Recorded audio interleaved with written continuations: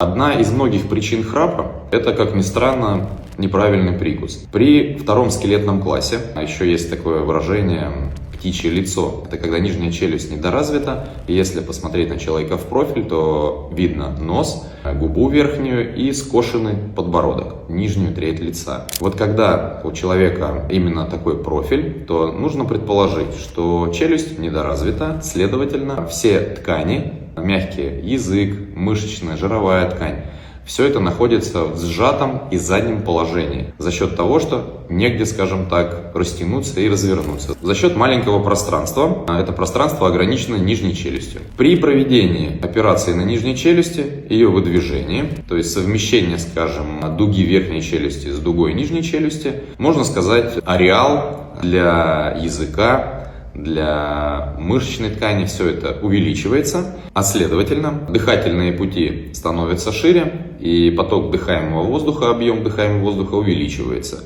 Особенно это заметно в ночное время, потому что большая часть мышц расслаблена, и силу тяжести никто не отменял, поэтому все мышцы, мягкие ткани, они спускаются, скажем, под силой тяжести вниз, сдавливая дыхательные пути. Если проведена операция по выдвижению нижней челюсти, то дыхательные пути открыты, следовательно, открыты для воздуха.